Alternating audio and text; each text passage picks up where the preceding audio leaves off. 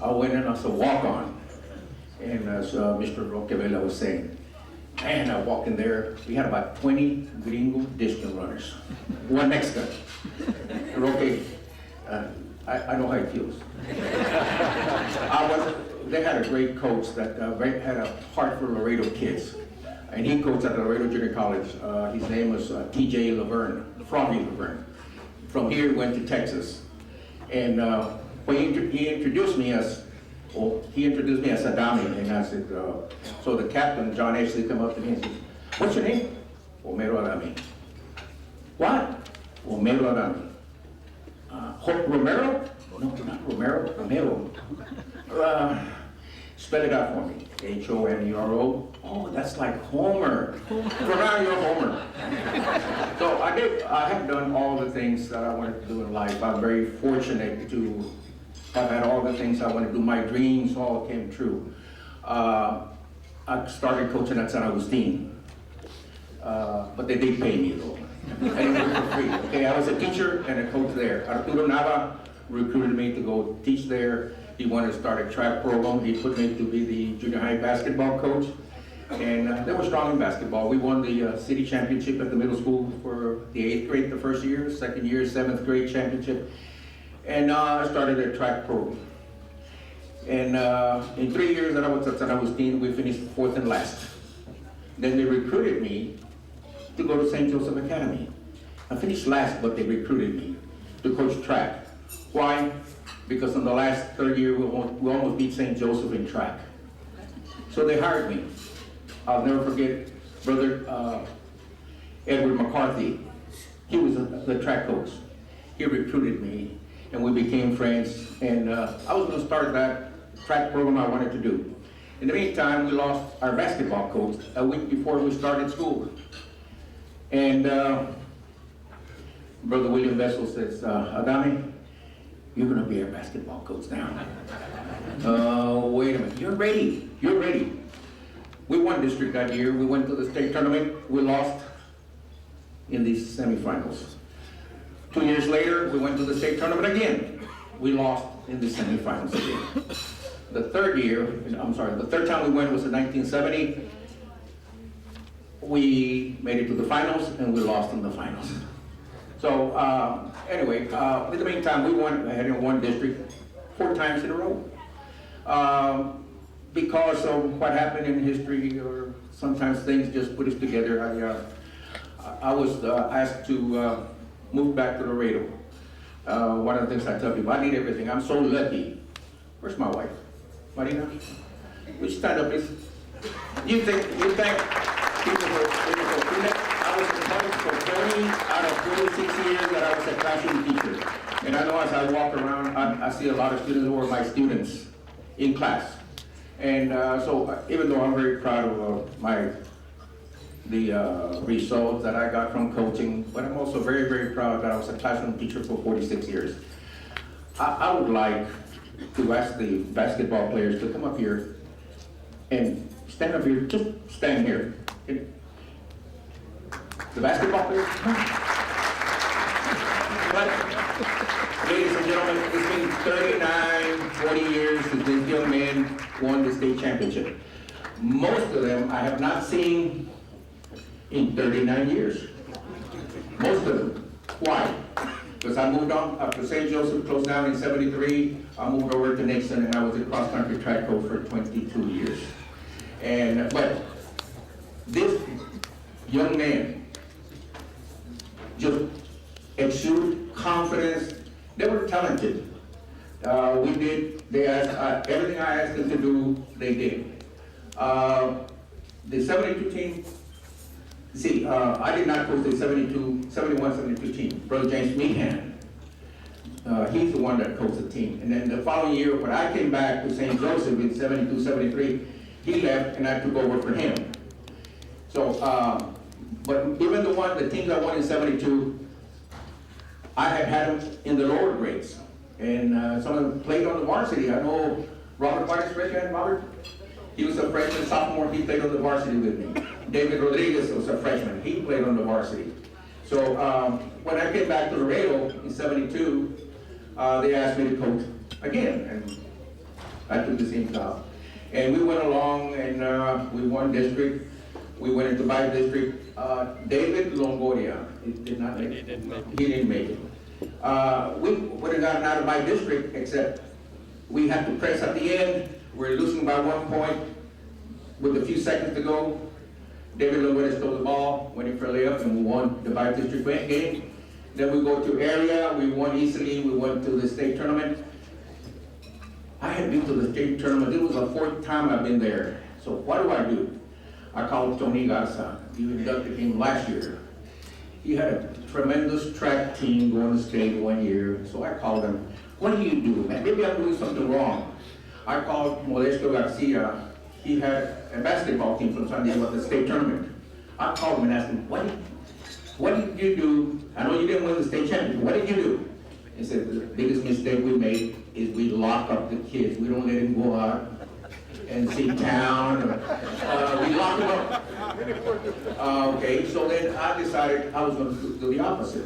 We stayed downtown San Antonio at the famous Robert E. Lee Hotel. And believe it or not, I asked some of the boys to stay in the room, and they wanted to stay. Because all of these young men were students first, student athletes. I'm going to ask them to raise your hand. How many of you went to college? Raise your hand if you went to college. All of them. They were students first. Okay? So at the state tournament, I said, the ones that want to stay in the room and study, Saturday afternoon. Some of them did. Some of them came down to the lobby to watch TV, and the third group went around window shopping downtown San Antonio. And I told them what time to be back. They were back, and we got to the tournament. The finals, this was the finals, okay? We won the semifinals without any problem. We were going to play Galveston Arcano from the Houston area, which is one of the best basketball areas in the state of Texas. I had seen this team in the semifinals. They were awesome. Keep in mind, this is after integration. Some of you know about segregation. When I was in Texas, we had no black athletes, no black students at Texas. A&M, Baylor, nobody had black athletes. So at one time, high schools were also segregated. And the gentlemen here know what I'm talking about. They had a 6'5", 6'6" black that was awesome. They creamed Amarillo Catholic by 40, 50 points. We got to play him next. We couldn't stop him. Now, there's a gentleman here that is not here, that is ill he lives in Las Vegas, but he's very ill. David Rodriguez, he's not here. He was on. He scored over 34, 35 points. And that's some of them were way out.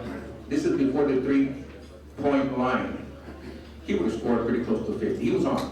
But they had this big black kid, 6'5", 6'6", we couldn't stop him. So it was nip and tuck. 6'6", coach. 6'6". I didn't get that close to him. But somewhere towards the end of the first quarter, Tony, will you come here? Tony, come here. Towards the early part of the first quarter, we couldn't stop this guy. He came up to me and says, "Coach, let me take him, coach."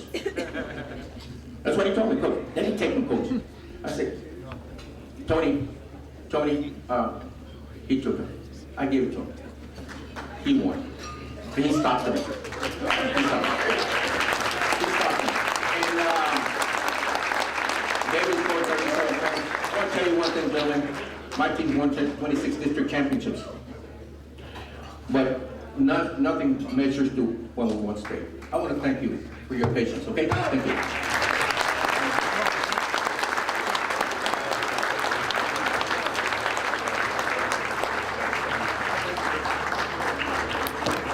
Thank you for your comments, Coach.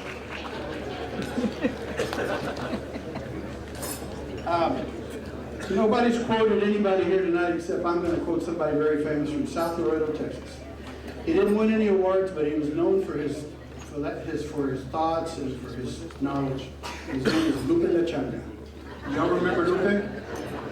He's the guy that's quoted and remembered for saying, "Si no hay huevos, no hay rancheros."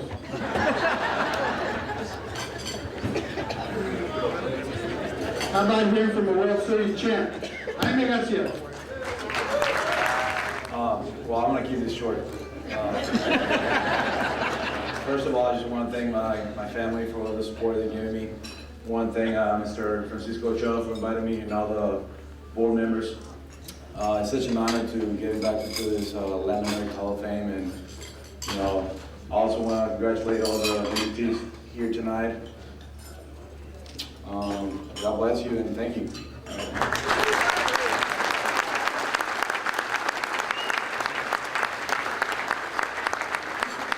Thank you, champ.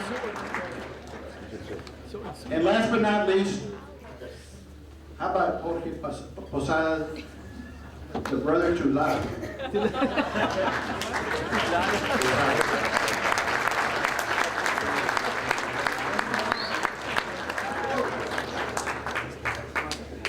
First of all, I wanna say thank you very much for having me.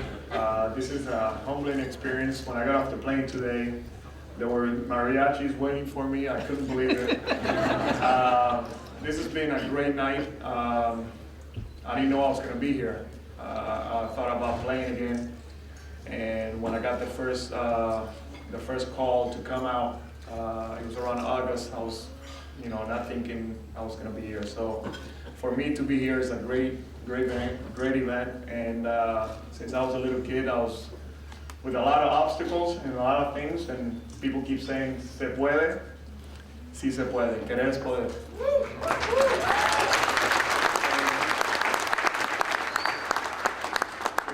Latin American Hall of Fame, thank you for having me.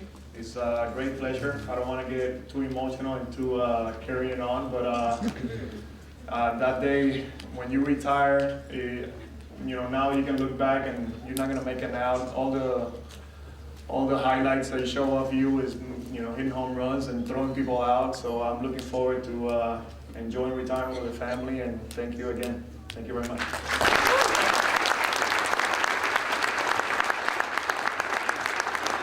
Let's hear it for all these great champions.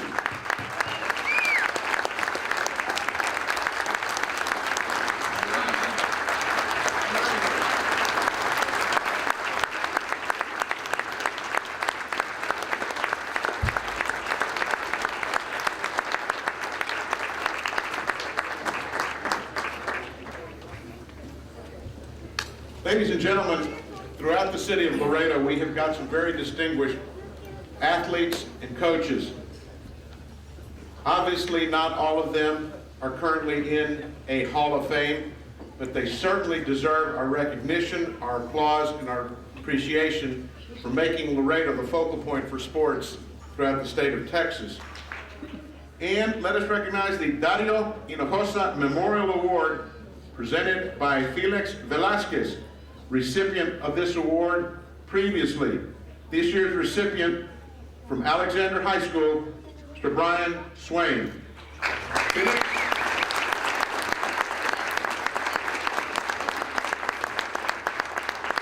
Thank you, Les. It is indeed my honor and my pleasure to present this award every year. But before I do that, I'd like to congratulate all the inductees of this year. Congratulations, well deserved. And I want to share a little secret. I'm a Texas Ranger fan, but every time that Jaime pitched, I was rooting for you. And another thing that I would share, I'm a Red Sox fan. But Jorge, every time he came to bat, I was rooting for you. And Les, and Glenn, when I was growing up about 10 years ago, I used to watch you guys on TV, and I used to think, wow, one of these days I want to be like these guys. These guys are real good. They have a loud voice. They sound like very intelligent guys. So guys, thank you. All kidding aside, it is indeed, once again, my honor to present this award. This is a Dario Hinojosa Jr. Memorial Award, and it's the Laredo version of the Heisman Trophy. Okay, Jaime. It's the Heisman Trophy of Laredo, and it goes out to the most valuable player in the city of Laredo, and this year goes to Brian Swain, and we have his coach to say a few words about Brian's accomplishment. Coach.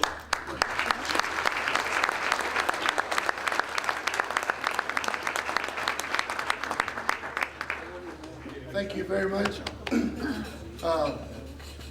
It's an honor for me. This is our second recipient for Alexander High School. And I want to congratulate Brian and his dad and his mom for his accomplishment. If you were at some of our games, you could see how electrifying Brian was on the field. Really carried us a bunch of times, got me out of a lot of 3rd and 14s and 3rd and 15s. And you know, the coach upstairs would sometimes ask me, "What did you run there?" I said, "That was Brian. That wasn't me." So, and indeed, it's truly exciting to coach guys like Brian, and hopefully we'll have more to come. Brian played starting quarterback for the Alexander Bulldogs for 3 years since he was a sophomore. In all those 3 years, he threw close to 10,000 yards, and he ran for almost 2,000 yards. Well, actually, he ran for 2,000 yards. So he's a great producer in our program. He's a great leader, and truly, I think that Brian will be a great success in his life. Congratulations, Brian.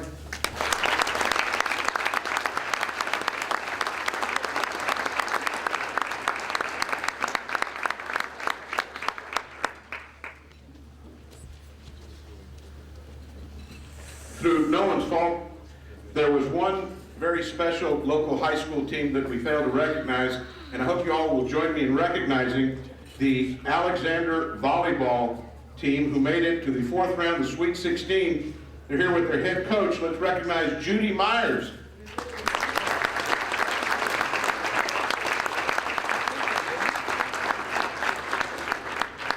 To all the local athletes and coaches who were just recognized, at the conclusion of the program, which will be in about 30 seconds, will you please congregate in the room to the back here to have photographs made? That's for all the local coaches and athletes who were just recognized. They will please congregate in the back for photos. Glenn?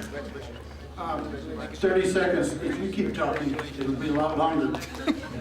We didn't recognize Howard Roman, who's a Tiger legend, and I think it's notable that we recognize you, Mr. Roman.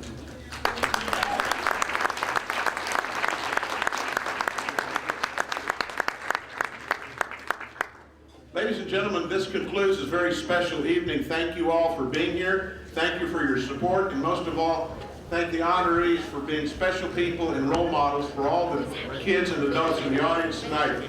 Drive home safely, and God bless you all.